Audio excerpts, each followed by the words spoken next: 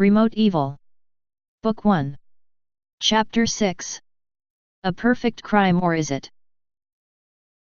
This audiovisual book was created by Joseph Russell Tim Pugh Gyson.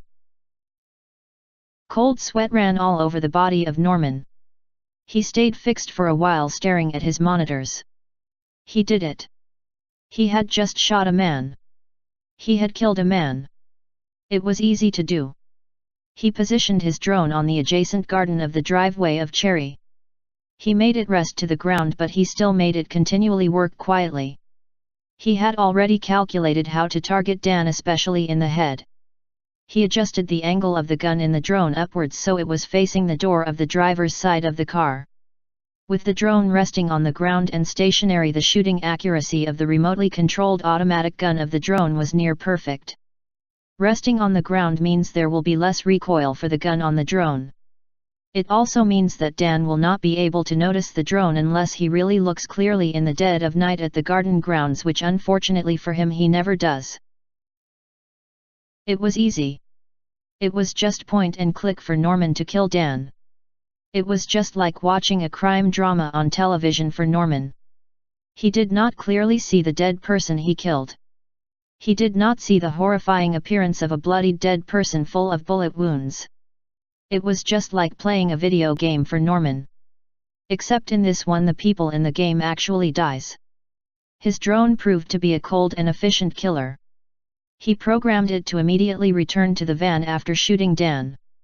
The drone efficiently did this command fast also for Norman. It flew out of the house of Cherry even before she went out to check on Dan. It was a perfect crime, or is it? This thought ran in the head of Norman.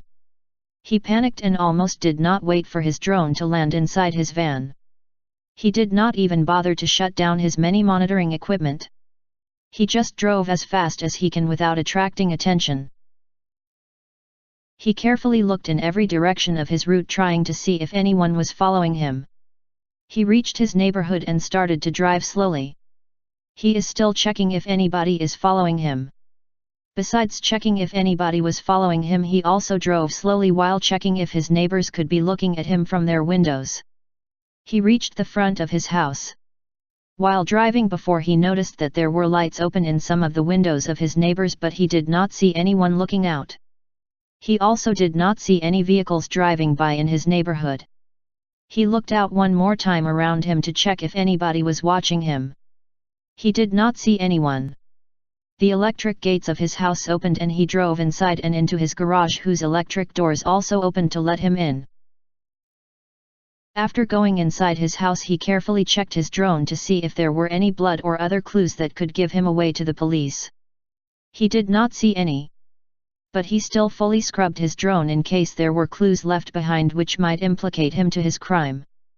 Without resting, he watched all the videos previously recorded by his drone. His drone also recorded all angles of its location in case there were people who were secretly monitoring it. This was how paranoid Norman is. He spent the remainder of the night watching the videos over and over again to see if he has missed anything. He later concluded that no one has seen his drone and that there are no clues that can be traced to his drone or to him. End of chapter.